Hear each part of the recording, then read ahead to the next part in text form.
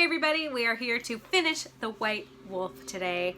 Where we left off, we found some clues. They saw some footprints with the blueberries, and they think that the wolf nappers have left by boat. So Abby brought her telescope, and she's going to look for people with boats. More on chapter 7.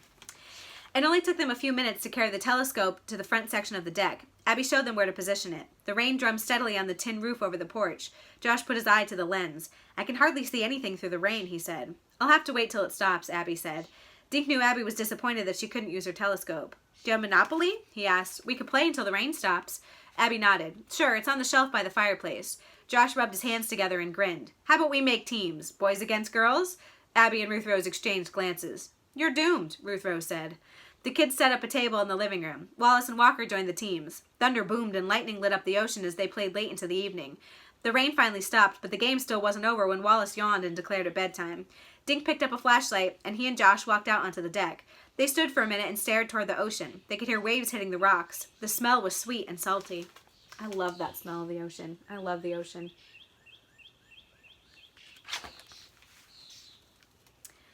"I wonder where those poor baby wolves could possibly be," Josh said. "And the mother," Dink added. "Gee, maybe she came down here and crawled into your bed." Josh laughed. "Grandmother, what big teeth you have," he said like Little Red Riding Hood.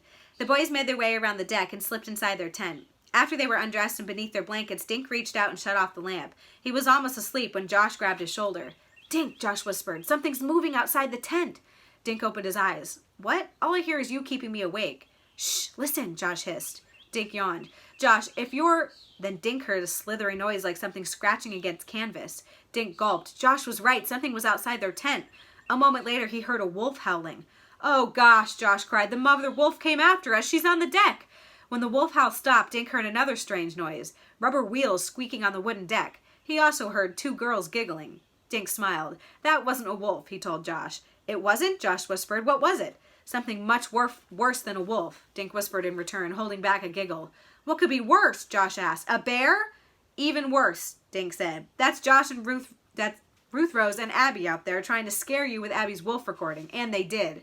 "Did not," Josh said. "Did too," Dink said, just before he fell asleep. The next morning was bright and sunny. The only signs of the storm were a few puddles. "What do you kids have planned?" Wallace asked at the breakfast table. "I'm going to sit at my telescope until I find those people who took the wolf pups," Abby said. "We'll help her," Dink said. "We can each take turns looking through the telescope." Wallace stood up and carried her plate to the counter. "Well, I'm going grocery shopping. Food disappeared fast in this house." "I'm going to work on my plane," Walker said. He helped clear the table, then left through the back door. Abby, Dink, Josh, and Ruth Rose took turns peering through at the ocean through the telescope. They saw hundreds of boats of all sizes and colors. Ruth Rose pointed out a woman who was sailing a small boat. She had short blonde hair. Abby shook her head. "No, the one I saw had a ponytail," she said. It was sticking out of that little opening in the back of her baseball cap. It was Josh's turn at the telescope. "Hey, Abby, take a look," he said. "A woman with long blonde hair is going by in a blue motorboat." Abby quickly took Josh's place at the telescope. She put her eye to the lens. "That's her," she cried. "She's even wearing the same baseball cap." Abby pointed to the boat in the harbor. "Let's watch where she goes." They watched as the boat moved away, growing smaller in the distance. "I've lost her," Dink said. "There are too many small boats out there." "Well, I can still see her," Abby said, her eye at the telescope. A few seconds later, Abby backed away from the telescope. "The woman went to one of the small islands," she said. "She tied her boat at the end of a dock with a blue awning at the end."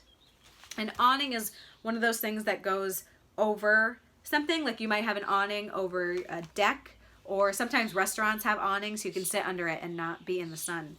So there's a blue awning over a deck, a dock, and that's where they saw this woman go. Each of the kids looked through the telescope. Each could see the dock and the blue canvas. "Now what do we do?" Ruth Rose asked. Abby looked at Ruth Rose. "Someone has to check out that island," she said. "Think we know who that's going to be." Chapter 8. "Who?" asked Josh. "Us. We could look for more clues," Ruth Rose said. "How do we get out there?" Josh asked. "By swimming?" "Morris usually comes by around 9:30, Abby said. "You can hitch a ride with him. He brings hikers and bird watchers out to the islands all the time." 5 minutes later, Dink, Josh, and Ruth Rose were sitting on Wallace's dock waiting for the mailboat. Josh was carrying food in his backpack. Ruth Rose wore a smaller pack holding Abby's tape recorder. "Why are we bringing the tape recorder?" Dink asked. "Abby said we should ask Morris to go by those rocks where the seals live," Ruth Rose said. "If we can get close enough, I'm going to try to record their voices." "There's Morris," Dink said, standing and waving. A white flat-bottomed boat chugged up to the dock. A man wearing a sea captain's hat waved at the kids. "Need a lift?" he asked as he pulled his boat up to the dock. We're friends of Abby, sir, Ruth Rose said. She said you might take us out to one of those small islands. Sure thing, and everyone here calls me Morris, said the man. But which island? There are about 30 of them. Dick pointed to the island where they'd seen the woman tie her boat on the dock. It's one of those, he said. The dock has a blue awning at the end. Yep, I know the one, Morris said. Some rich gentleman lives out there. His estate takes up half the island. Morris looked at the kids. I don't think he welcomes visitors, he said. Josh held up his pack. We're just going to have a picnic, he said. Great place for a picnic, Morris said, as long as you stay off private property. Come aboard. When the kids were zipped into life vests and seated on the bench, Morris pulled away from the dock. He directed his boat toward a cluster of 3 small islands. Each had a different colored awning stretched over the water at the end of the dock. What are the awnings for? Josh asked. They protect the boats from the sun and rain, Morris explained. You step into the boat. You don't step on a hot seat or a wet one. Morris headed toward the smallest of the 3 islands. He pulled up to the dock, and the kids stepped out of the mailboat. They dropped their packs in the shade under the blue awning. Tied to the dock was a motorboat painted the same blue. The kids slipped out of their life vests and passed them to Morris. Thanks for the ride, Ruth Rose said. Morris handed Dink a magazine and some other mail. Would you mind leaving these inside the gate? He asked, pointing toward the other end of the dock. Sure, Dink said. I'll swing by for you in about half hour, Morris said. Can you be finished with your picnic by then? No problem, Josh said. Morris gunned the engine. Okie dokie, see you later. The kids watched Morris pull away. Soon the boat was just a speck in the water. There's the kids. There's the other boat they saw. This awning must be blue. And there's the island.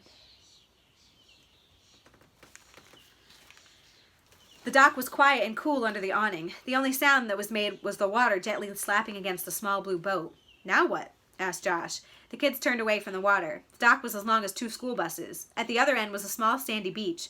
The whole island was covered with trees and bushes, but part of it was fenced off. Behind the fence, among the tall trees and shrubbery, they could see a chimney and part of a roof. That must be where the rich guy lives, Josh said. He glanced down at the boat. I wonder if that blonde woman lives there, too. We can't go inside that fence, Dink said. But we can peek through the gate when you leave the mail, Ruth Rose said. Let's go, Dink said, reaching down for his backpack. We've only got half an hour. What's that stuff? Ruth Rose asked, pointing to a blue smudge on the gray dock. Ruth Rose knelt down for a closer look. She touched the smudge, then smelled the tip of her finger. What is it? Asked Dink. Ruth Rose looked up at Dink and Josh. It's blueberries, she said. Oh, do you remember where else we've seen blueberries? It was on the cliff leading to the wolves. Chapter 9. All 3 kids were on their knees studying the stain. You're right, Josh said, and it looks like it came off someone's shoe. He traced a finger around the smudge. See, this round edge looks like part of a heel print. Josh looked at Dink and Ruth Rose. Guys, someone stepped in those blueberries we saw yesterday, he said. These could have been made by the same person. Right, the people who carried the cage down the boat, Ruth Rose said. Dink glanced up, and the awning kept last night's rain from washing it away. Hey, what are you kids doing? Someone shouted. Startled, the kids looked up. A tall man and woman in shorts and t-shirts were hurrying down the dock toward them. The woman's blonde ponytail flopped over one shoulder. Oh man, maybe these are the nappers. The wolf nappers. We wondered if we could have a picnic here, Ruth Rose said. Josh held up his pack. Do you know you're on private property? The woman asked. How did you get here anyway? I don't see another boat. The mailman dropped us off, Ruth Rose said. He'll be back to get us in half an hour. Dink held out the mail. Morris asked me to put this inside your gate, he said. Thanks, the man said. He took the mail and opened the magazine. Okay, the boss is away, so I guess you can have your picnic, the woman said. She pointed out toward the sandy beach. Up there, please. The man and woman turned and strode back to the dock. The kids scrambled after them. When they reached the sand, the man walked through the gate, still reading his magazine. Please don't leave any litter behind, the woman said. Then she stepped inside the gate, slammed it shut, and walked through the shrubbery. They could be the wolf nappers, Ruth Rose said. That woman had a blonde ponytail. When we get back, we can tell the game warden, Dink said. Guys, we only have a half hour, Josh declared. Let's eat. He sat in the sand and opened his pack. Dink and Ruth Rose knelt next to Josh, brought out 3 juice cartons and a bag of cookies and some grapes. High over their heads, a few gulls soared. Look at those seagulls, Ruth Rose said. Watch out, Josh. They might zoom down and grab your cookie. They'd better not, Josh said, glancing at the sky. Why don't you turn on Abby's tape recorder, Dink said. If they come closer, we can get some gull noises for her collection. Good idea, Ruth Rose said. She took the tape recorder out and flattened her pack. She pushed the record button. The kids began to eat. The only sounds were the munching and a few gull cries. Guys, what are we going to do? Ruth Rose asked. If those are the people Abby saw, the wolf pup could be here on this island. Dink turned and looked through the fence at the thick shrubbery. But we can't get in, he said. Ruth Rose shook her head. Why would anyone want baby wolves, she asked. I just don't get it. The rich guy who owns this place must be their boss, Josh said. He might have told them to steal the babies. But why? Ruth Rose asked. For pets, Josh said. I read about a movie star who had a leopard. But that's cruel, Ruth Rose said. Wild animals should be left in the wild, and those babies should be with their mother. We have to rescue them. How, Ruth Rose? Dink stood up and walked over to the gate. He tried to open it. Locked, he muttered. Suddenly a bunch of gulls swooped down and landed on the sand. Shoo! Josh yelled, making the gulls take off again. Just then they heard a horn toot. There's Morris, Josh said. The mailboat was still a ways off, chugging toward the island. The kids packed their stuff and hurried onto the dock. They stood waiting next to the blue motorboat. Josh glanced down. Suddenly he lay flat on his belly and leaned over the boat. What are you doing? Josh asked. Looking for clues, Josh said. If the baby wolves are in this boat, there might be some hairs. He peered beneath the seat. Aha! Josh reached under the seat, then yelled. He jumped to his feet, shaking his hands in disgust. What did you see? Ruth Rose asked. A mouse, Josh said. Really? Ruth Rose said. We should catch it and set it free on land. Too late, Josh said. It's all wet and slimy and dead. Ew, a dead mouse. Chapter 10. I gave the mail to the man, Dink said as he pulled away from the dock a few minutes later. Thanks a lot, Captain Morris said. That'd be Greg Dack. He and his sister Linda take care of the place for the owner. Do they have any pets? Josh asked, sliding a look at Dink and Ruth Rose. Morris shook his head. Not that I've seen. Then he grinned. Of course, with that jungle they live in, they could hide an elephant on that island. A few minutes later, he pulled the mailboat up to Wallace's dock. It's hard to show both pages at once, so I'll show you this page and then this one. Thanks a lot, the kids all said. My pleasure, Morris said. Give Wallace and Walker and Abby a big howdy from me. We will, Dink said. Bye, Captain Morris. Morris honked his horn and pulled away. The kids ran up the dock and into the cabin. Wallace, Walker, and Abby were waiting for them. How was your picnic? Wallace asked. Or should I say, how was your snooping expedition? She added slyly. Did you find the wolf pups? Abby asked. No, but we might have found a clue, Josh said. He told him about the blueberry stain on the dock. It looked like it came off someone's shoe, like whoever crushed those blueberries on that path. Josh, anyone could have left a blueberry stain on that dock, Wallace said. This is blueberry picking season. We have no proof it was the people who took the wolves. Ruth Rose told him about the brother and sister caretakers. Linda Dack has long blonde hair, she said. I knew it, Abby said. There was a high fence around the place, Dink said. We couldn't see anything inside. Ruth Rose remembered the tape. Abby, we forgot to ask Morris about the seals, but we tried to tape some seagulls for you. Ruth Rose put the tape recorder on the table and pressed the play button. At first they heard only hissing, then the sound of gulls. Then the gull cries were interrupted by Dink, Josh, and Ruth Rose talking. Suddenly they heard Josh's voice yell, Shoo! This is when the gulls landed near us, Ruth Rose said. I think they wanted our food. It was nice of you to make the tape, Wallace said. But those weren't all gull sounds, Abby said. She rewound the tape and hit play again. Listen, she said, leaning toward the machine and turning up the volume. The others leaned in too. The cries were louder now. There, those aren't gulls, Abby said. I think they're wolf pups. Honey, those sounds like seagulls, Wallace said. Are you sure you're not just... I know what gulls sound like, Abby said. I have them on another tape. It's on the deck. The cassette marked birds. Walker hurried over to the deck and came back with the cassette. He ejected the one in the recorder and slid the birds tape. They heard the hooting of an owl, some loons, and finally a raucous, high-pitched squawking. Those are gull calls, Abby said. Do you hear the difference? Play the other one again, Ruth Rose said. Abby switched cassettes, and they heard once more the sound that Abby said were pups. It does sound like puppies whimpering, Josh said. My dog makes that noise when he's hungry. But how do we get the wolf pups on tape? Dink asked. We never saw them. Oh my goodness. They must have been near the wolf pups to get them on tape. That's a good sign. They must be hidden somewhere out there, Abby said. You might have heard them, but you thought they were seagull noises. Now we can tell the police. But this tape doesn't prove the wolves are on that island, Walker said. The Dacks might have dogs. But I saw the woman in the boat, Abby insisted. I can tell the police she was the same woman I saw take the pups. You saw her from a long distance both times, Walker told his niece. You might have two different women with long blonde hair. Uncle Walker is right, hon, Wallace said. We can call the game warden again, but I have a feeling she'll want more proof before she accuses those people. Abby, what do wolves eat around here? Dink asked suddenly. Abby looked at Dink. Small animals, mostly, she said. Why? Well, Josh found a dead mouse in their boat, Dink explained. Right, and I touched it, Josh said. It was wet and slimy and gross. You should have heard Josh scream, Abby, Ruth Rose said. Suddenly, Abby backed her wheelchair away from the table. She wheeled herself to a fireplace and came back with a book in her lap. With the others watching, she flipped some pages and started reading. A large part of a wolf's diet is rodents, mostly mice. Adult wolves often vomit up partially digested mice for their young. That is disgusting. Abby closed the book. I think those baby wolves were in the boat, she declared. The mother wolf probably caught the mouse for her babies, and one of them was eating it when they got thrown in the cage. So the mouse was a clue, Josh said. It's almost like connecting dots to make a picture, Dink said. First, Abby saw two people steal the puppies. Then we saw human footprints near the wolf's den. Ruth Rose found a trail down near the beach and blueberry stains on the dock, and Josh found a dead mouse in the boat. And we heard whimpering noises on the tape, Abby added. Okay, I have to admit that I see a picture forming, Wallace said. But what we believe isn't necessarily the truth. Right, Walker said. There are still a couple of dots to connect. Like, how do we prove that whimpering on the tape came from the baby wolves? I have an idea, Josh said quietly. Josh isn't usually the one to come up with ideas, but he has one. Chapter 11. Tell us, Josh, Wallace said. I was thinking about the mother wolf, Josh said. She would know if those were her babies whimpering on the tape. Everyone stared at Josh. I don't get it, Dink said. I do, Ruth Rose cried. We let the mother wolf listen to the tape, right, Josh? Josh nodded. Yeah, we can take the tape recorder to her den and play it. If the mother wolf is there, she should do something when she hears her babies crying. If those really are her babies on the tape, Wallace reminded them. There's only one way to find out, Walker said. Come on, kids. Dink, Josh, and Ruth Rose and Walker left the cabin and hiked into the woods. Ruth Rose carried Abby's tape recorder and a copy of the tape in her backpack. Walker slung his camera around his neck. I sure hope this works, Dink said, as they trudged through the trees. Me too, Walker said. Abby will be heartbroken if we don't get those wolf pups back to their mother. They stopped talking when they saw the tall dead tree. Dink, Josh, and Walker found a place to stay out of sight. Ruth Rose set the tape recorder on the ground about 50 feet from the lair. She pressed play, then ran to where the others waited.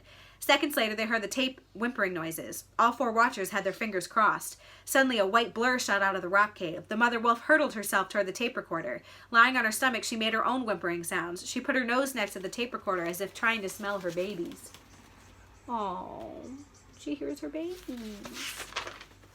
Walker was recording it all on his digital camera.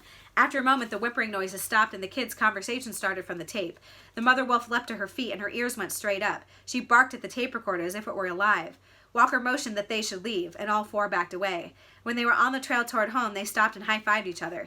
Did you see her? Josh asked. If that isn't proof, I don't know what is. And Walker got it all on camera, Ruth Rose said. I sure hope Abby was watching, Dink said. She'll be mad if we left her tape recorder. Will she be mad that we left her tape recorder up there? Walker laughed. She'll forgive us, he said. Between your tape and these pictures, I'm pretty sure the game warden will agree to take a boat ride out to the docks. Abby and Wallace were waiting on the deck when the kids and Walker emerged from the woods. We saw it all, Abby cried. I told you those were wolf whimpers. Walker grinned. You were right on, honey, he told Abby. We have to leave your tape recorder up there, though. It was so cool, Josh said. That mother wolf practically crawled inside the tape recorder. Now can we call the police and have them arrested? Abby asked. Now we can ask Nadine to pay those people a visit, Wallace said. Nadine showed up 20 minutes later with another game warden named Jason. They borrowed Walker's camera and motioned toward the island with the blue awning. The 4 kids waited on the dock. To kill time, they counted all the boats they could see. The boys got a point for each motorboat and the girls for each sailboat. The girls were ahead 18 sailboats to 11 motorboats when Ruth Rose screamed, Here they come! Sure enough, Nadine was sitting in the bow of the boat as Jason guided it toward the dock. In the middle of the boat was a lump covered with an old blanket. Did you get them? Asked Abby as Nadine stepped onto the dock. Piece of cake, Nadine said. I hope they got the puppies. Chapter 12. The puppies are pretty scared, Nadine said. She and Jason carried the bulky covered cage up onto the dock. They set the cage in the shade. The baby wolves whimpered through the blanket. Wallace and Walker joined them on the deck. They were both grinning. Can we peek in? Abby asked. Okay, but just for a second, Nadine said. Jason and I have to get them back to their mother as soon as possible. Nadine lifted a corner of the blanket, and everyone peeked into the cage. The 3 baby wolves were huddled together. Small black eyes peered out at the kids. They are so amazing, Josh said. They look thirsty, Abby said. Should we give them some water? Sure, and I could use a glass too, said Jason. There they are. I'm so glad they found them. Yay. Let's all go inside, Wallace said. When the wolves had been given a bowl of water, the 2 game wardens told what happened on the island. At first, the Dacks denied everything, Nadine said, but then I showed them your digital pictures, and that did it. They took us to a small shed, and there were baby wolves crying and scared. Did they say why they took the wolves? Ruth Rose asked. Jason nodded. It seems that Greg Dack read an ad in a magazine from a guy who wanted to buy wolves to use as watchdogs, he said. The Dacks stood to make several $1,000s on this little scheme. And right in the middle of their confession, the boss walked in, Nadine said. He fired the Dacks on the spot. Jason called the authorities and they'll be arrested within the hour. Those 2 won't be kidnapping any more wolves. Nadine smiled at Abby. If it hadn't been for you, they would have gotten away with it, she said. And who knows what might have happened to those pups. Nadine took a small book from her back pocket. She opened the book in front of Abby. This shows all the animals that live in this park, she said. Since you have a telescope, you could help us out by letting us know how many you see. Abby accepted the book and beamed. Thank you. Jason stood up. Let's get those pups back to their mom, he said. With the kids watching, Jason and Nadine carried the covered cage into the woods. 20 minutes later, Dink looked up from the telescope. They made it, he said. Taking turns, the kids watched the game board and set the cage in front of the lair. They removed the blanket, unlatched the door, and backed away. In seconds, the white wolf mother appeared. The 3 baby wolves scrambled out of the cage and jumped onto their mother. She licked them all over and led them down into the lair. After a big dinner later, with blueberry pie for dessert, Dink and Josh lay in their beds. My stomach is going to burst, Josh moaned. Thanks for the warning, Dink said. Who told you to eat 3 pieces of pie? Oh, don't even say the word pie, Josh said. Pie, pie, pie, Dink said. A minute later, Josh said, Dink, I heard something outside the tent. I'll bet it's Ruth Rose and Abby trying to scare us again. Dink crept out of his bed and peeked through the flap. Then he crawled back into his covers. Did you see them? Josh whispered. I saw something about 7 feet tall covered with brown fur, Dink said. Sweet dreams, Josh. You're kidding me, right? Josh asked. Dink, it's a joke, right? Dink? Dink smiled and went to sleep. Josh doesn't look like he's going to be sleeping too well. That's the end of The White Wolf. I hope you enjoyed it. I wonder what your new favorite A to Z mystery book is. It's been a while since we've checked in about that. Maybe The White Wolf is. I don't know. We'll be back next time to read the next installment, which is The X'd Out X-Ray. I'll see you then. Bye.